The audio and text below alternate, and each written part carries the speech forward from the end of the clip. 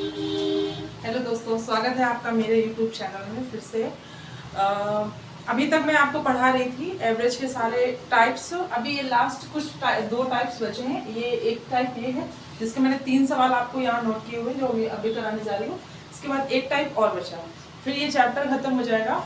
फिर मैं वीडियो के लास्ट में कुछ 2-4 क्वेश्चंस बोर्ड में लिखूंगी, जिसका आपको कमेंट में आंसर देना है। अगर आप कमेंट में आंसर दे रहे हो सही और मतलब शॉर्ट ट्रिक से, अपने हिसाब से आप अपने आप को जज कीजिएगा। अगर आप सही आंसर दे रहे हो तो इसका मतलब है मेरा पढ़ाया हुआ समझ में आया आपको और मेरी जो मेहनत है वो रंग लाई। ठीक है, तो मैं आपको ये सवाल टाइप बताने जा रही हूँ। सवाल है, किसी कक्षा के सभी छात्रों का औसत वजन 33.75 kg है, यानी 33.75 इसको बोलते हैं। दशमलव के बाद कोई भी पॉइंट होता है, दशमलव के बाद पॉइंट जो नंबर होते हैं उसको हम लोग अलग अलग करके बोलते हैं।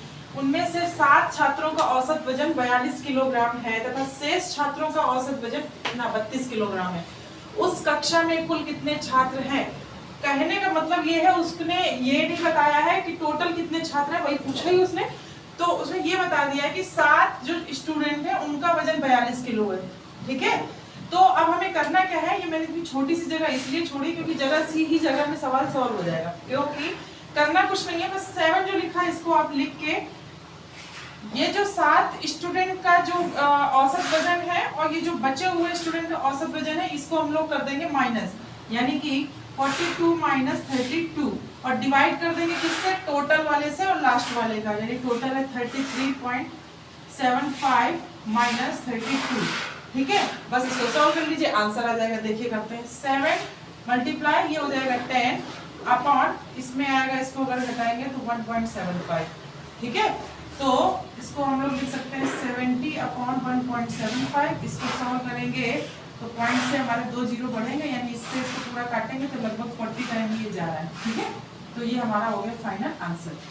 आया समझ में? देखिए मैंने बोला था इतनी छोटी सी लाइन में सॉल्व हो जाएगा। अब आपको प्रैक्टिस होगी ना कैलकुलेशन की तो इतना टाइम लेंगे नहीं, यहीं से आप खत्म कर देंगे। ठीक है, दूसरे सवाल में बताती हूँ कैसे।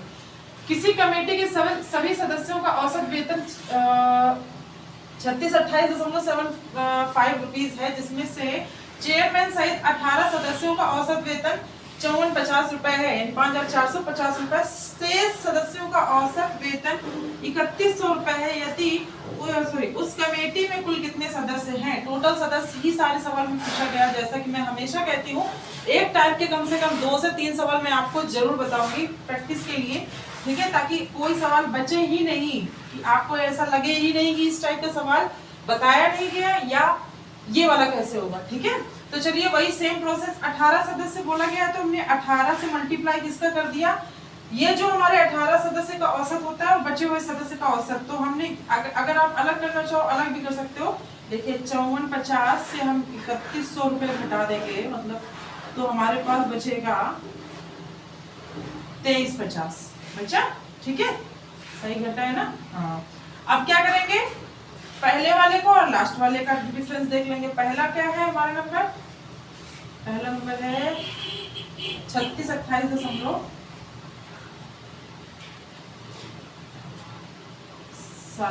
ठीक है, इसको घटा के देख लेंगे तो 7 5 तो रहेगा, 8 भी रहेगा, 2 भी रहेगा, 5 हो जाएगा, यानी नीचे बचेगा 52.875। अब आप इसको कैलकुलेट कर लीजिए, और नहीं कर पा रहे तो मैं ही कर देती हूँ। यहाँ से पॉइंट हटा देंगे, 2 जीरो बढ़ जाएंगे। अब आप 5 से काट दीजिए या 18 से काट दीजिए, कटेगा जरूर। चलिए हम करके देखते हैं। पहले तो हम 5 से काट देते हैं। 5 से काटेंगे तो 5 चौको 20, 5 सत्ते 35 और ये 3 जीरो। ठीक है, यहाँ काटते हैं, 5 एकम 5, जीरो लग जाएगा, 55 25 हो जाएगा। यहाँ 3 बचेगा तो 5 सत्ते 35 हो जाएगा और 55 25, यानी कि ये हमारा फिर से आ गया। फिर से 5 से काटेंगे तो 5 9 45 और 5 चौको 20, डबल जीरो ये बचेगा, 18 तो है ही है, ये लिख दिया। इसको 5 से काटेंगे तो 5 दूनी 10, 5 एकम 5, 5 एकम 5 और 55 25 भी और कटेगा। ये 5 से ही कटता जाएगा, काफी दूर तक 5 से कटेगा। इसको और काटिए, 5 एकम 5 और बचा यहाँ पे 4, 5 अट्ठे 40, फिर 5 अट्ठे 40 और डबल सॉरी 1 जीरो। फिर इसको काटिए, 5 चौको 20, 5 दूनी 10, 5 3 15। आप देखिए यहाँ से अब ये नहीं कटेगा, 18 8 0 मल्टीप्लाई 18/423। इसका आंसर पॉइंट्स में भी आ सकता है या इसमें देख लेते हैं। 18 दूनी 36।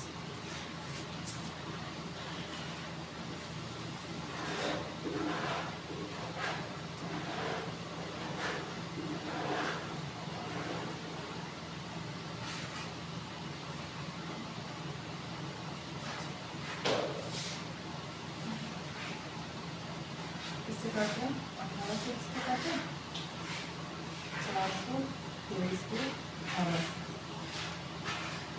36 नहीं कटेगा।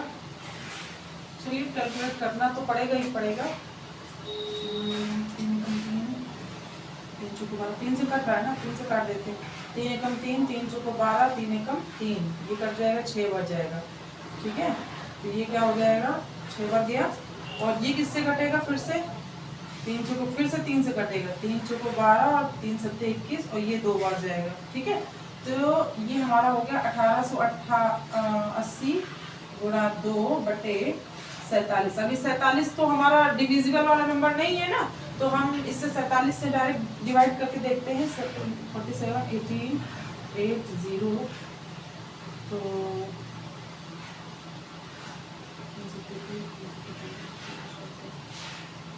कैसे हो जाएगा, 4 चौके 16, 4 सत्ते 28, 4 चौके 16, 2 18,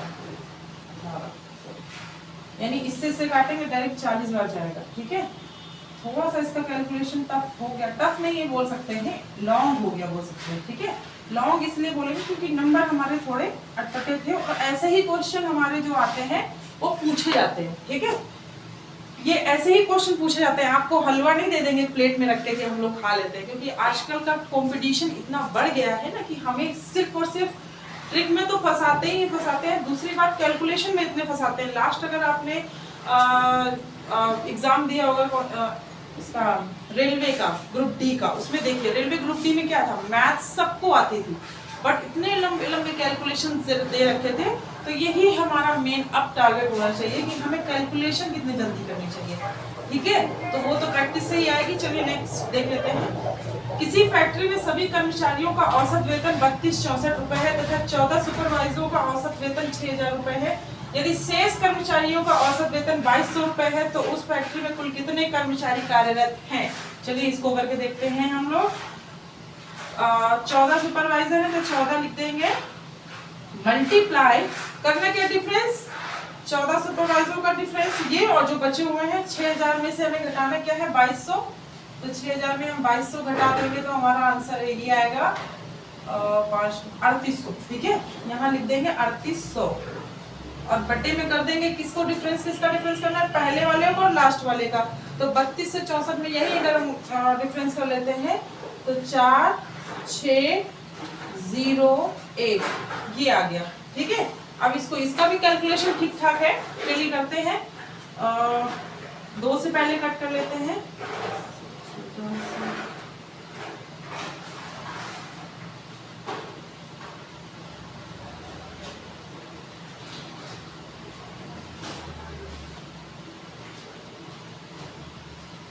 चलिए ये ऐसे कटेगा। 14 से पहले 14 से काटेंगे, इसको काटेंगे तो ये जाएगा 76 टाइम। देखिए 14 एकम 14, यहाँ पे एक बार में जाएगा और यहाँ जाएगा 14 सत्ते 98 और यहाँ पे बचेगा कितना, 16 में से 8 गया 8, 14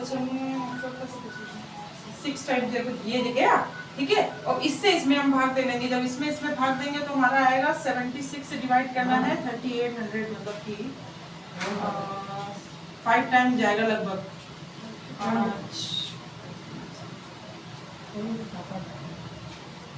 ठीक है, तो 50 टाइम, यानी कि इसको काट देंगे तो हमारा आंसर आ जाएगा 50, यानी कि 50 जो हमारे कर्मचारी हैं वो कार्यरत हैं, 50 कर्मचारी हमारे हैं वो कार्यरत हैं। ठीक है, आया समझ में।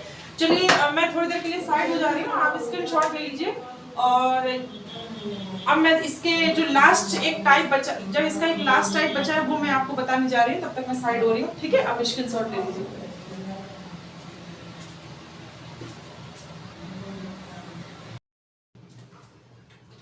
तो चलिए देखते हैं, ये सवाल अभी लास्ट बचे हुए हैं। यदि 7 संख्याओं का औसत 15 हो और सभी संख्याओं में 9 जोड़ दिया जाए तो प्राप्त संख्या का औसत क्या होगा। इसने बोला 7 संख्याओं का औसत 15 है। अब हमें ये नहीं पता ना कि वो संख्याएं कौन कौन सी हैं, तो हम किसमें 9 जोड़ेंगे, तो उसके लिए लॉन्ग मेथड तो यूज नहीं कर सकते। मैं आपको वही बहुत आसान तरीका बताने जा रही हूँ। आसान तरीका ये है, बोला 15 औसत है किसका, 7 संख्याओं का, और जोड़ना क्या, सभी में 9 जोड़ना है ना। तो हम सीधे सीधे कुछ नहीं करते, हम 15 में 9 जोड़ देंगे, हमारा आंसर आ जाएगा, बस हो गया, यही होगा हमारा औसत। समझ में आ रहा है। 8 संख्याओं का औसत करना वही है जो सवाल कहे। सवाल कह रहा है इसमें 8 संख्याओं का औसत 19 है, यदि सभी संख्याओं में 3 घटा दिया जाए तो भैया हम क्या करेंगे, औसत उठा के रख लिया और 3 घटा दिया, हमारा आंसर आ गया 16। हो गया। कितना टाइम लग रहा है, 2 सेकंड ज्यादा से ज्यादा। अगर ऐसे ही आप घटा लोगे, कुछ करने की लिखने की जरूरत ही नहीं है। देखिए, यदि 12 संख्याओं का औसत 16 है, यदि सभी संख्याओं में 7 से गुणा कर दिया जाए, तो इसने बोला गुणा करने के लिए, तो बस हम यही कर लेते हैं, लिखने की जरूरत ही नहीं है। 16 सत्ते 112 आंसर। आप जैसे ही किताब में, जैसे ही आप देखोगे ना एग्जाम में ये सवाल, अरे इसका तो आंसर बिल्कुल आता है, 1 सेकंड में कर दोगे। अगला देख लेते हैं, इसको मैं ऐसे लिख देती हूँ, ठीक है। अगला क्वेश्चन है, लास्ट है, यदि 7 संख्याओं का औसत 12 हो और सभी संख्याओं में 4 से भाग देना है, तो भैया 12 में हम 4 से भाग दे देंगे, आंसर आ जाएगा 4 3 12, यानी कि 3 आंसर आ गया। आज से हमारी एवरेज की क्लास खत्म होती है। अब मैं आपको 2 से 3 सवाल दूंगी होमवर्क के लिए, जिसमें आपको ये आपका काम है कि आप कमेंट करके उसका आंसर जरूर बताएंगे। अगर आप सीरियसली पढ़ रहे हो, सीरियस हो आपकी अपनी पढ़ाई में, तो कमेंट करके उन 3-4 क्वेश्चन का जो मैं लिखने जा रही हूँ उसका आंसर आप देंगे। और जहां कोई डाउट हो तो प्लीज कमेंट करिएगा, पूछिएगा उस कमेंट में मुझसे कि ये मैम यहाँ मुझे डाउट है, तो मैं आपको जरूर कमेंट में या अगली वीडियो में उस डाउट को क्लियर करूंगी, ठीक है। तो याद रखिए, मैंने आपको बोला कि प्रैक्टिस बहुत इंपॉर्टेंट है मैथ के लिए। प्रैक्टिस करना बिल्कुल ना भूलें, क्योंकि मैथ हमें आती है, मेन इन चीजें होती है कैलकुलेशन, वो हमें बहुत ज्यादा प्रॉब्लम करती है। तो कैलकुलेशन के लिए प्रैक्टिस जरूरी है। प्रैक्टिस आप करते रहिए, प्रैक्टिस करते रहेंगे तो मैथ्स बहुत आसान है, नहीं करेंगे तो मैथ्स बहुत मुश्किल है, ठीक है। तो मैं अभी आपको होमवर्क देने जा रही हूँ, फिर इसके बाद से आज से ये चैप्टर खत्म। कल मैं डाउट्स लूंगी, जिसको डाउट हो किसी भी चीज में तो कमेंट जरूर करिएगा, मैं उस डाउट को क्लियर करूंगी।